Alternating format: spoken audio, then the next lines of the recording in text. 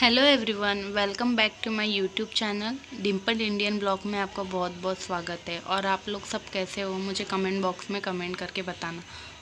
और यहाँ पे संडे की प्रिपरेशन चालू थी ये मेरी वाली।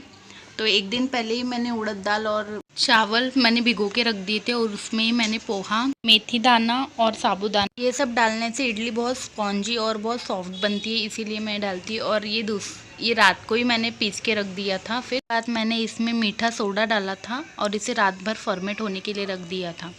और फिर सुबह उठ के ये हाफ डब्बा था, हाफ डब्बा से ये फुल डब्बा हो गया, बहुत ज़्यादा बेटर फूल गया था।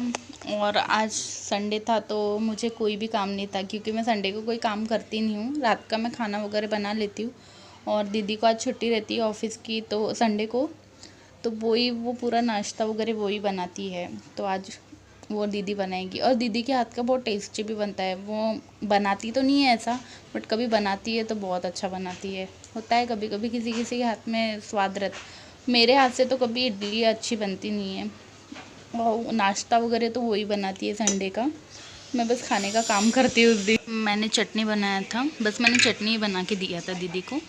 ये चटनी मैंने दही डाला था, संबार, जीरा, शक्कर और शिंगदाने, ये मैंने ऑलरेडी पहले से भिगो के रख दिए थे, और मैंने इसे फ्राई मार दिया था थोड़ा सा तेल डाल। फिर मैंने संडे को कोई भी क्लिप वगैरह नहीं ली, क्योंकि काम वगैरह चालू थे, उसमें मैं फिर बिज़ी हो गई थी।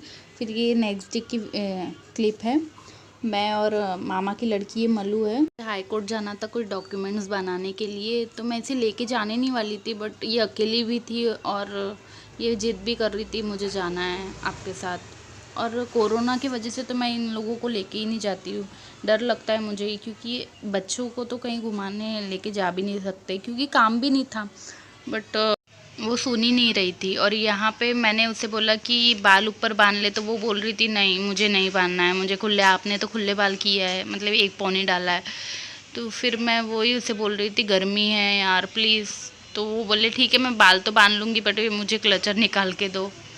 और मैं उसे डांट भी रही थी, क्योंकि मुझे पसंद नहीं है ये बच्चों को वगैरह मेकअप वगैरह करना वगैरह, बट वो सुनती नहीं है, वो किसी की ही नहीं सुनती है। यहाँ पे फिर हम दोनों रेडी हो गए थे, बट उसकी बातें ही नहीं ख़त्म हो रही थी। वो मुझसे बात कर रही थी कि मुझे पसंद नहीं आ रहा यार, मुझे ऐसा हो रहा है वैसा हो रहा है, और पाउडर भी इतना ज़्यादा लगा लिया था उसने कि वही मैं उसको डांट रही थी तो वो हंस रही थी। और यहाँ पे फिर हम लोग निकल गए थे घर से, क्योंकि मुझे जल्दी जाके जल्दी आना था, और भीड़ भी बहुत जल्दी हो जाती है ऐसे सरकारी काम के लिए। अपन जब जाते हैं तो थोड़ा जल्दी ही जाना घर से। तो मैं 11 बजे निकल गई थी घर से। तो ये रेलवे स्टेशन के पास का एरिया है ये। तो चलो मिलती हूँ मैं आपसे थोड़ी देर के बाद।